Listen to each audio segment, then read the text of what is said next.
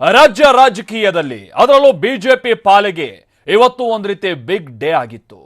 ಅದಕ್ಕೆ ಕಾರಣ ಪರಿಷತ್ ಟಿಕೆಟ್ ಹಂಚಿಕೆ. ಕೊನೆಯವರೆಗೂ ಸಸ್ಪೆನ್ಸ್ ಆಗಿದ್ದಂತ ಟಿಕೆಟ್ ಹಂಚಿಕೆ ನಾಮಿನೇಷನ್ ಕೊನೆಯ ದಿನ ಅಂತಂದ್ರೆ ಇವತ್ತು ಕೊನೆಯ ಕ್ಷಣದಲ್ಲಿ ಪಟ್ಟಿ ಬಿಡುಗಡೆಯಾಗಿತ್ತು. ವೆರಿ ಇಂಟ್ರೆಸ್ಟಿಂಗ್ಲಿ ಈ ಪಟ್ಟಿಯಲ್ಲಿ ಬಿಎಸ್ವೈ ಪುತ್ರ ವಿಜಯೇಂದ್ರ ಅವರ ಹೆಸರು ಇರಬಹುದಾ ಅನ್ನುವಂತ ನಿರೀಕ್ಷೆ ಇದ್ದೇ ಇತ್ತು. ಯಾಕೆ ಅಂತ ಅಂದ್ರೆ ವಿಜಯೇಂದ್ರ ಅವರ ಹೆಸರನ್ನ ಶಿಫಾರಸು ಮಾಡಿದಂಥದ್ದು ಖುದ್ದು ಅವರ ತಂದೆ ಬಿಎಸ್ ಯಡಿಯೂರಪ್ಪ. ಆದ್ರೆ ಇವತ್ತು ಬಿಎಸ್ವೈ ಪುತ್ರ ವಿಜಯೇಂದ್ರಗೆ ಬಿಗ್ ಶಾಕ್ ಕಾದಿತ್ತು. ಯಾಕೆ ಅಂತ ಅಂದ್ರೆ ಈ ಬಾರಿ ವಿಜಯೇಂದ್ರಗೆ ಎಂಎಲ್ಸಿ ಟಿಕೆಟ್ ಸಿಗುತ್ತೆ, ವಿಜಯೇಂದ್ರ ಮಂತ್ರಿ ಕೂಡ ಆಗ್ತಾರೆ ಅನ್ನುವಂತ ಇದ್ದಂತ ಉತ್ಸಾಹ ಹುರುಪು ಟಿಕೆಟ್ ಹಂಚಿಕೆ ಬಳಿಕ ಇಳಿದು ಹೋಗಿತ್ತು. ಹಾಗಿದ್ರೆ ವಿಜಯೇಂದ್ರ ಅವರು ರಿಜೆಕ್ಟ್ ಆಗಿದ್ ಯಾಕೆ? ಇದೇ ಈಗ ಬಿಜೆಪಿಯಲ್ಲಿ ಕಾಡ್ತಾ ಇರುವಂತ ಯಕ್ಷ ಪ್ರಶ್ನೆ. ಕೊನೆ ಕ್ಷಣದವರೆಗೂ ಕೂಡ ವಿಜಯೇಂದ್ರ ಅವರಿಗೆ ಟಿಕೆಟ್ ಕೊಡಿಸುವಂತ ನಿಟ್ಟಿನಲ್ಲಿ ಎಲ್ಲ ಪ್ರಯತ್ನಗಳು ನಡೀತಾ ಇತ್ತು ಅನ್ನುವಂಥದ್ದು ಕೂಡ ಅಷ್ಟೇ ಸ್ಪಷ್ಟ.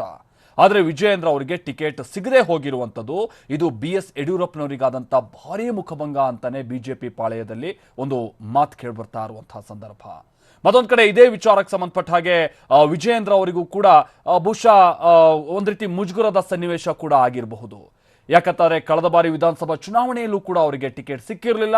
ಈಗ ಪರಿಷತ್ನಲ್ಲೂ ಕೂಡ ಅವರಿಗೆ ಟಿಕೆಟ್ ಮಿಸ್ ಆಗಿದೆ. ಬನ್ನಿ ಇದಕ್ಕೆ ಸಂಬಂಧಪಟ್ಟ ಹಾಗೆ ಒಂದು ರಿಪೋರ್ಟ್ ಅನ್ನು ನಾವು ಮೊದಲಿಗೆ ಕ್ವಿಕ್ ಆಗಿ ನೋಡ್ಕೊಂಬೋಣ. ನಮ್ಮ ಹತ್ರ 20 ಜನ ಇದ್ದಾರೆ ಅಂತ ನಾ 20 ಜನ ಹಾಕ್ಲಿಕ್ಕೆ ಆಗುದಿಲ್ಲ.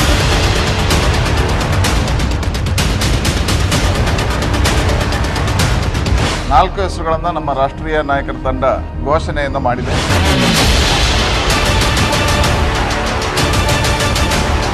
ವಿಜಯೇಂದ್ರ ಅವರ ಹೆಸರನ್ನು ನಾವು ಶಿಫಾರಸು ಮಾಡಿದ್ದೇವೆ. ವಿಜಯೇಂದ್ರ ಅವರಿಗೆ ಬೇರೆ ಬೇರೆ ಅವಕಾಶಗಳಿರುವುದರಿಂದ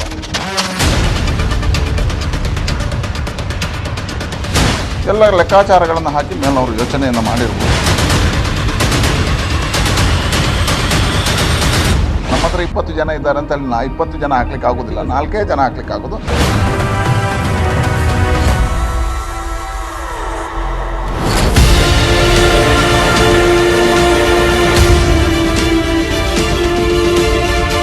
ಅಚ್ಚರಿ, ಆಶ್ಚರ್ಯ, ಅನಿರೀಕ್ಷಿತ ಮತ್ತು ಆಘಾತ.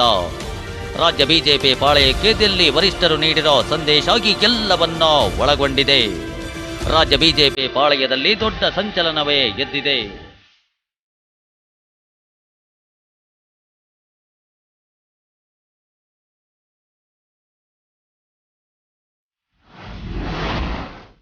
ಪರಿಷತ್ ಟಿಕೆಟ್ ರಾಜ ಹುಲಿ ಮರಿ ಹುಲಿಗೆ ಶಾಕ್.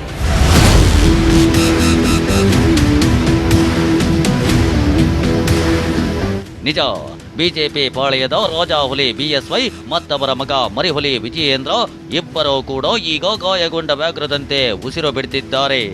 ಕಾರಣ ಪರಿಷತ್ ಟಿಕೆಟ್ ಪಡೆಯುವಲ್ಲಿ ಮಾಜಿ ಸಿಎಂ BS ಯಡಿಯೂರಪ್ಪ ಮತ್ತು ಅವರ ಪುತ್ರ ರಾಜ್ಯ ಬಿಜೆಪಿ ಉಪಾಧ್ಯಕ್ಷ BY ವಿಜಯೇಂದ್ರ ಹಿನ್ನಡೆ ಅನುಭವಿಸಿದ್ದಾರೆ. ಬಿಎಸ್ವೈ ಪುತ್ರ ವಿಜಯೇಂದ್ರಗೆ ಹೈಕಮಾಂಡ್ ಟಿಕೆಟ್ ನೀಡಲು ನಿರಾಕರಿಸಿದೆ.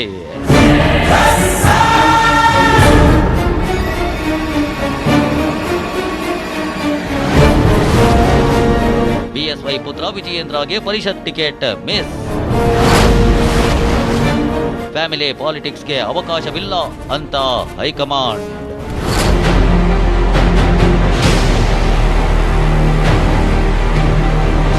ನಿಜ, ಪರಿಷತ್ ಎಲೆಕ್ಷನ್ಗೆ ಯಾರ ಹೆಸರು ಕಳಿಸಬೇಕು ಅಂತ ಬಿಜೆಪಿ ಕೋರ್ ಕಮಿಟಿ ಸಭೆಯಲ್ಲಿ ಚರ್ಚೆ ನಡೆದಿತ್ತು. ಇದೇ ವೇಳೆ ಯಡಿಯೂರಪ್ಪ ತಮ್ಮ ಪುತ್ರನ ಹೆಸರನ್ನ ಶಿಫಾರಸು ಮಾಡುವಂತೆ ಖುದ್ದಾಗಿ ರಾಜ್ಯ ಕೋರ್ ಕಮಿಟಿಯಲ್ಲಿ ಪ್ರಸ್ತಾಪಿಸಿದ್ರು. ಆಗ್ಲೇ ಸಿಎಂ ಬೊಮ್ಮಾಯಿ ನಾವಿಲ್ಲಿಂದ ಕಳಿಸೋಣ, ನಂತರ ಹೈಕಮಾಂಡ್ ನಿರ್ಧಾರ ಕೈಗೊಳ್ಳುತ್ತೆ ಅನ್ನೋ ಮಾತು ಹೇಳಿದ್ರು.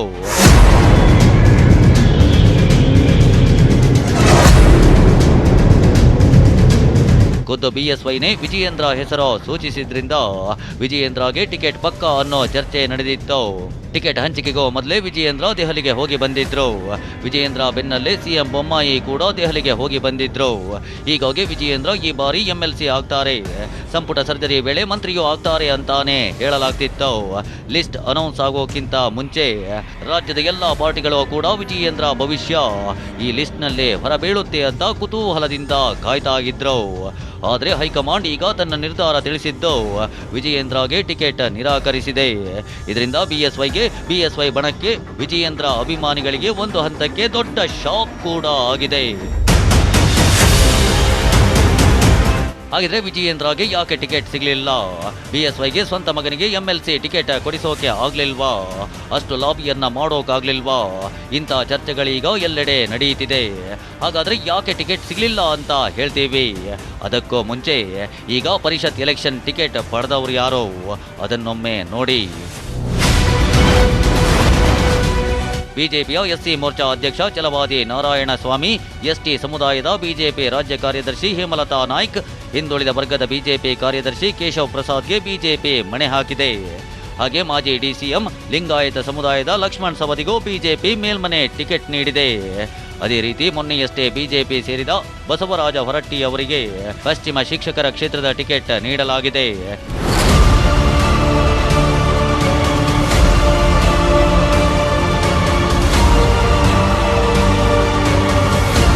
ಬಿಜೆಪಿ ಹೈಕಮಾಂಡ್ ಕೊಟ್ಟಿರೋ ಈ ಪಟ್ಟಿ ಅಚ್ಚರಿಗೆ ಕಾರಣವಾಗಿದ್ರೆ ಬಿಎಸ್ವೈ ಪುತ್ರ ವಿಜಯೇಂದ್ರಗೆ ಟಿಕೆಟ್ ನಿರಾಕರಿಸಿರೋದು ಆಘಾತದ ಜೊತೆಗೆ ಕೆಲ ಇಂಟ್ರೆಸ್ಟಿಂಗ್ ಅಂಶಗಳನ್ನು ಒಳಗೊಂಡಿದೆ.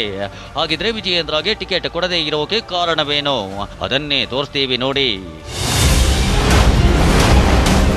ಹೈಕಮಾಂಡ್ ಪ್ರತಿಪಾದಿಸುವ ಕುಟುಂಬ ರಾಜಕಾರಣ ಬೇಡ ಅನ್ನೋ ನೀತಿಗೆ ವಿರುದ್ಧವಾಗುತ್ತದೆ. ಇನ್ನದೋ ಕಾಂಗ್ರೆಸ್ ಅಸ್ತ್ರವಾಗಿ ಟೀಕೆ ಎದುರಿಸಬೇಕಾಗುತ್ತೆ. ಹೀಗಾಗಿ ವಿಜಯೇಂದ್ರಗೆ ಟಿಕೆಟ್ ನಿರಾಕರಿಸಲಾಗಿದೆಯಂತೆ. ಇನ್ನು ಪರಿಷತ್ ಬದಲು ವಿಜಯೇಂದ್ರಗೆ ವಿಧಾನಸಭೆಗೆ ಅವಕಾಶ ನೀಡಿ ವಿಜಯೇಂದ್ರ ವಿಧಾನಸಭೆಗೆ ಸ್ಪರ್ಧಿಸೋ ಬಲವನ್ನ ಪಕ್ಷದ ಬಲವಾಗಿ ಪರಿವರ್ತಿಸಿಕೊಳ್ಳೋಕೆ ಹೈಕಮಾಂಡ್ ಪ್ಲಾನ್ ರೂಪಿಸಿದೆ. ಅಂದ್ರೆ ವಿಜಯೇಂದ್ರಗೆ ಜಾತಿ ಬಲವಿದೆ, ಸಂಘಟನೆ ಚಾತುರ್ಯವೂ ಇದೆ, ಜೊತೆಗೆ ವರ್ಚಸ್ಸು ಹೊಂದಿರೋ ನಾಯಕತ್ವ ಇದೆ. ಹೀಗಾಗಿ ವಿಜಯೇಂದ್ರ ಸ್ಪರ್ಧಿಸೋ ಒಂದು ಕ್ಷೇತ್ರದ ಜೊತೆಗೆ ಸುತ್ತಲಿನ ಮತ್ತಷ್ಟು ಕ್ಷೇತ್ರಗಳನ್ನ ಗೆಲ್ಲಬೇಕು ಅನ್ನೋ ಲೆಕ್ಕಾಚಾರದಡಿ ಪರಿಷತ್ ಬೇಡ ಅಂತ ಹೈಕಮಾಂಡ್ ನಿರ್ಧರಿಸಿದಂತೆ ಕಾಣ್ತಾಗಿದೆ. ಮೇಲಾಗಿ ವಿಜಯೇಂದ್ರ ಇನ್ನು 30 ವರ್ಷ ರಾಜಕೀಯ ನಡೆಸಲು ಅವಕಾಶವಿದೆ. ಈಗಲೇ ಹುದ್ದೆ ಕೊಟ್ಟು ಬಿಟ್ರೆ ಮತ್ತೊಂದು ಪರ್ಯಾಯ ಶಕ್ತಿ ಕೇಂದ್ರವಾಗಿ ಹೊರಹೊಮ್ಮಬಹುದು. ಇದೋ ಪಕ್ಷದೊಳಗಿನ ವಿರೋಧಿಗಳಿಗೆ ಮತ್ತಷ್ಟು ಸಿಟ್ಟು ತರಿಸಬಹುದು. ಹೀಗಾಗಿ ವಿಜಯೇಂದ್ರ ವಿರೋಧಿಗಳನ್ನ ಸಮಾಧಾನ ಪಡಿಸೋಕೆ ಟಿಕೆಟ್ ನಿರಾಕರಿಸಲಾಗಿದೆ. ಇನ್ನು ಕೊನೆಯ ಕಾರಣ ಅಂದ್ರೆ ವಿಧಾನಸಭೆಯಲ್ಲಿ ವಿಜಯೇಂದ್ರಗೆ ಹೆಚ್ಚು ಮನ್ನಣೆ ಕೊಟ್ಟು ಮುಂದೆ ಯಡಿಯೂರಪ್ಪ ಉಲ್ಟಾ ಹೊಡೆಯದಂತೆ ಗಮನ ವಹಿಸೋಕು ಹೈಕಮಾಂಡ್ ಇಂಥ ನಿರ್ಧಾರ ಮಾಡಿದೆ ಎನ್ನಲಾಗಿದೆ.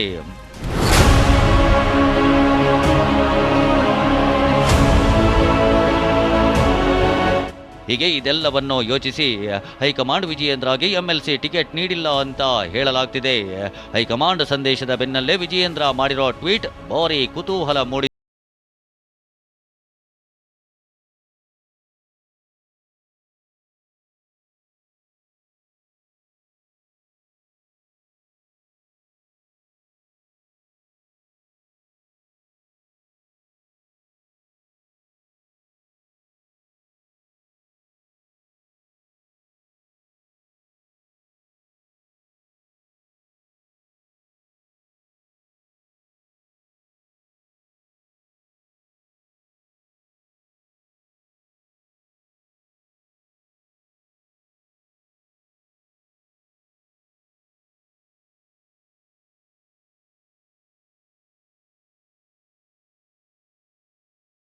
ಇದ್ದಾರೆ.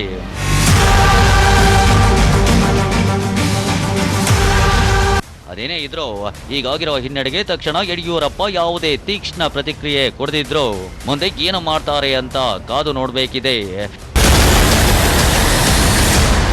ಕಿರಣ್ ಹನಿಯಡ್ಕ, TV9 ಬೆಂಗಳೂರು.